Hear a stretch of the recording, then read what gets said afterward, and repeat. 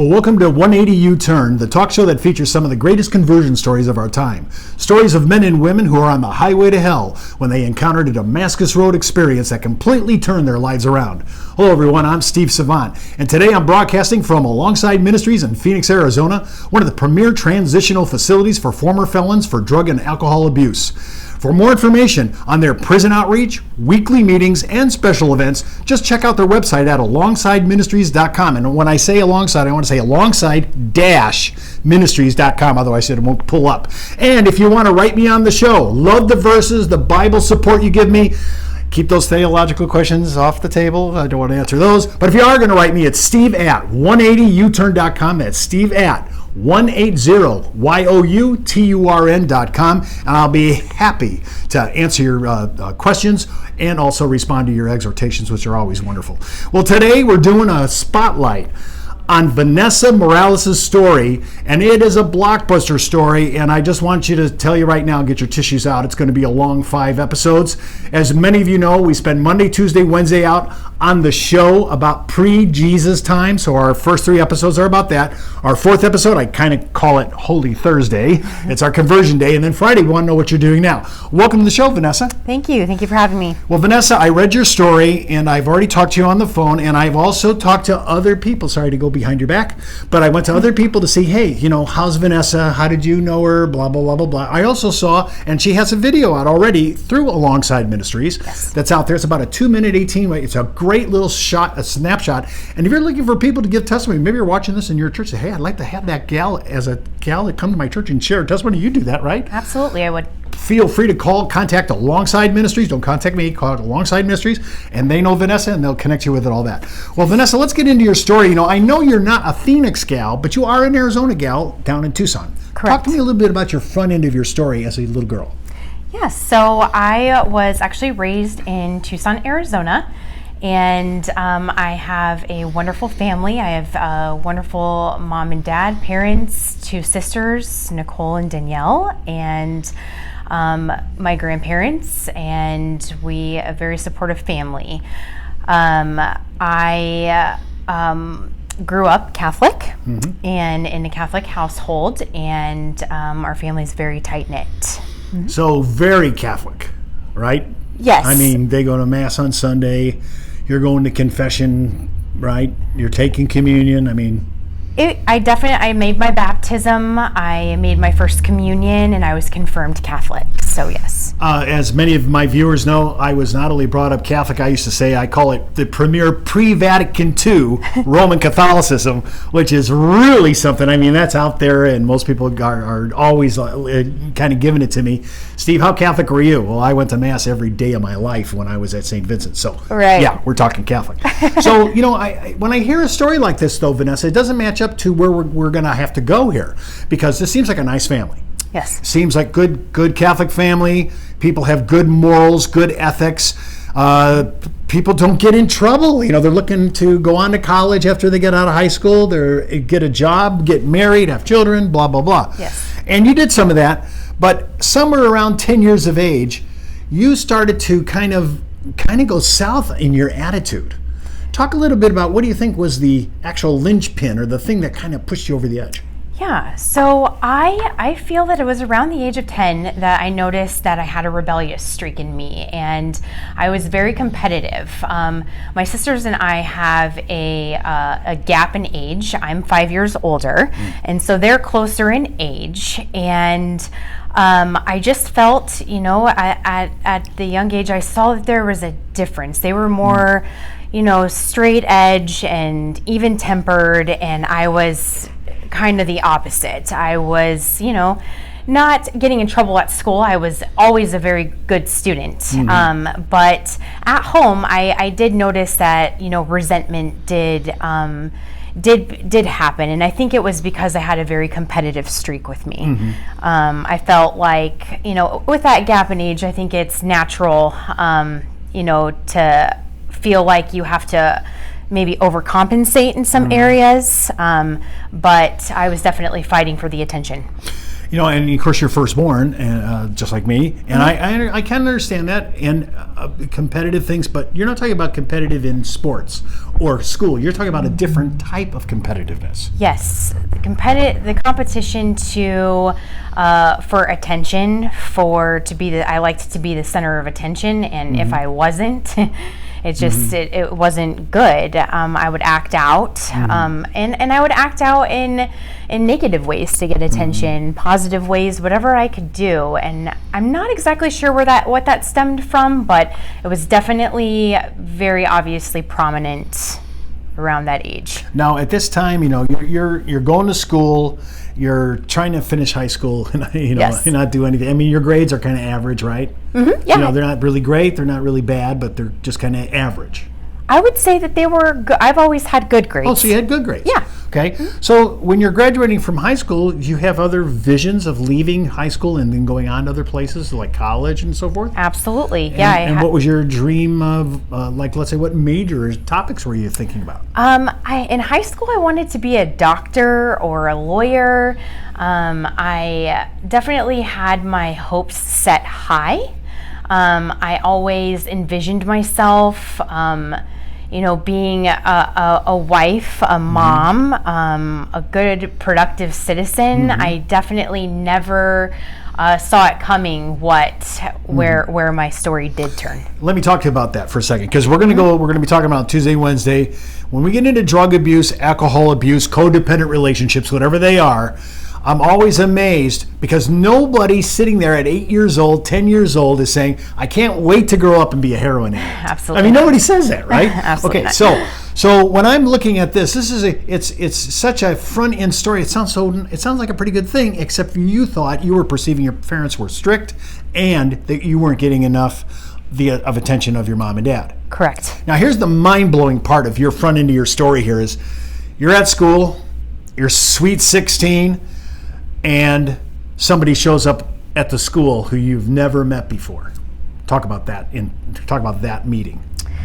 Yes. So, I'm going along in high school. Just, I was in cheerleading, and I had lots of good friends, and just plugging right along. And then there was a situation that took place that definitely changed the way I thought about things, and that was,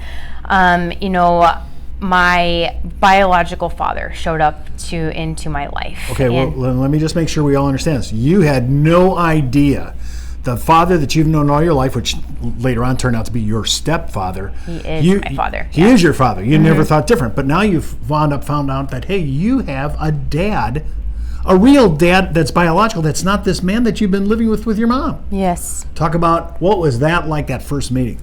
It was earth-shattering for me because it was so unexpected. It was just like at that age, you don't know how to process emotions, and so it rocked my world.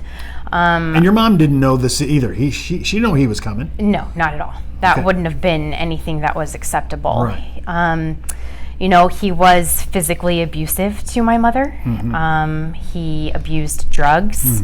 And he was not a good person, and so my mom actually saved my life, I feel, getting me out of that situation. And I personally have to say, shout out to my dad, because that is my dad. I don't call him stepdad. I don't call him.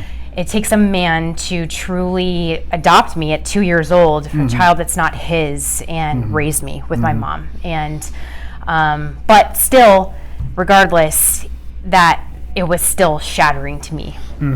And during your time period, of course, when you're leaving school, you love your mom and dad, but they're just too strict to you, right? I mean, they're just too rigid.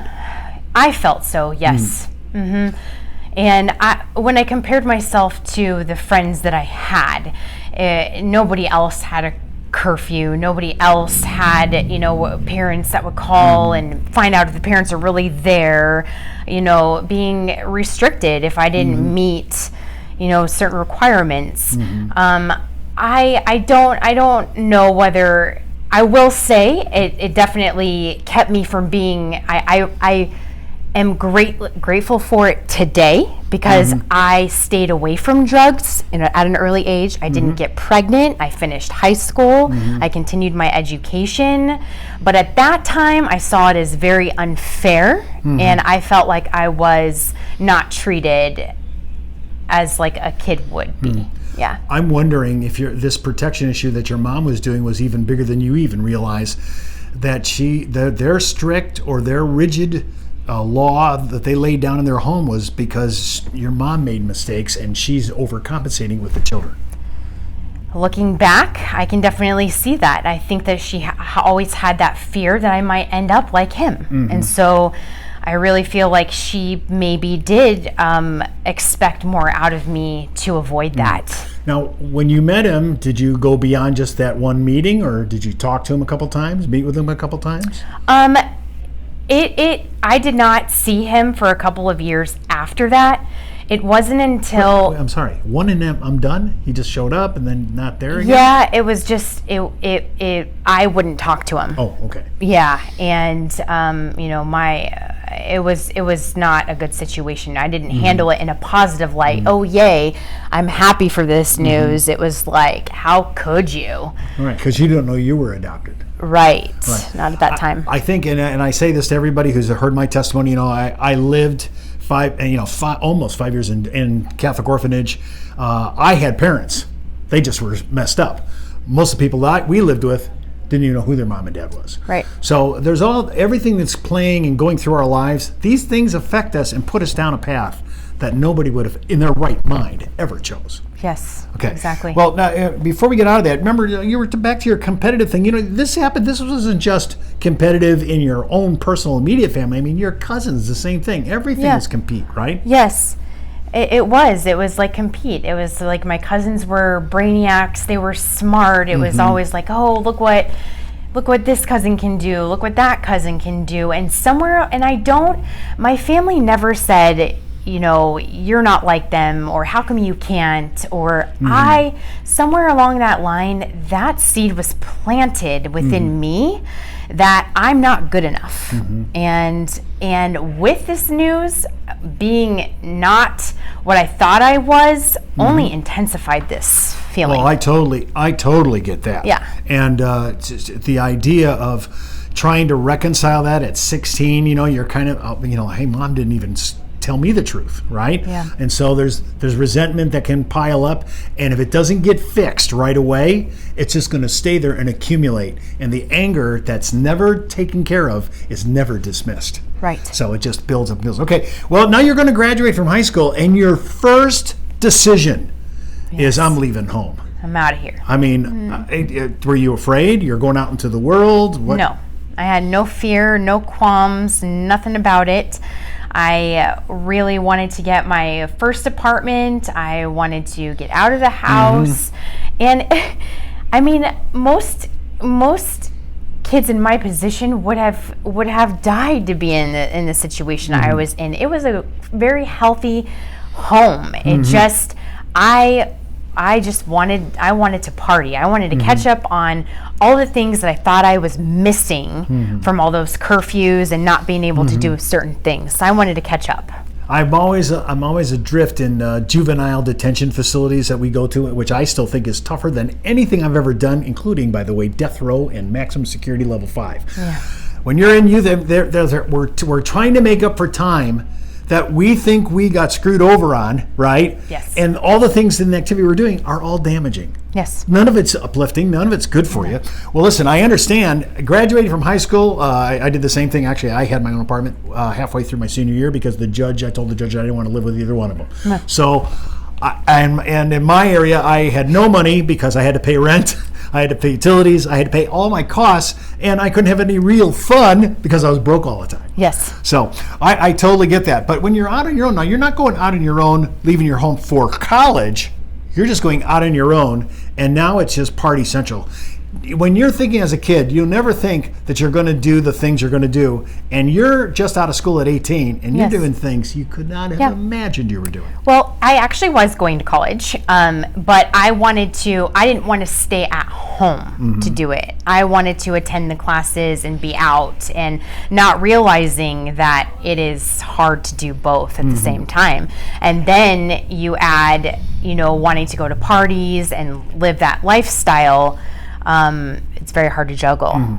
And so, eventually, yes, school stopped at that period of time. And I went and the party bender. And just my only focus was getting with the in crowd and escaping. I was always trying to escape something. And I found it when I tried my first line of cocaine. That was the first drug that I was addicted to, and I knew at that very instant that I was going to be addicted. Yeah, I'm always, and I want to get into this in our second episode, I'm always amazed because some people, 4 or 5 times, it's okay, but it's no big deal, right? But so there are certain people that have a biological disposition. Hey, just your first shot and you're in. I mean, you're physically in need now. I knew it. Yeah. Yeah, to me, that's unbelievable. Listen, we're going to continue Vanessa's story in episode 2. We're going to talk more about it, and I'm so sorry the story is going to get way worse and it's going to get better till Thursday. But until then, I want to really exhort you. If you're a young person out there and you're watching this, you came across YouTube and you're saying, that's exactly the way I feel. I want out. I want to get in my own apartment. I want to be able to go and do the partying. I want to do what I want to do. I want you to know, when you listen to the end game of this, we all go through tragedies, and I mean debacles in our life, that cost us serious time and hurt and injury to ourselves more than anybody else. I mean, yes, kids are going to pay for this. Other people are going to pay for it, but you're paying for it. Well, listen, for more information on the prison outreach here at Alongside Ministry and their weekly meetings and any special events, just go out to their website and check out their site at alongsideministries.com. That's alongside a dash and then ministries.com. So until next time, I'm Steve Savant, and remember, no one's outside the reach of God. No, not one.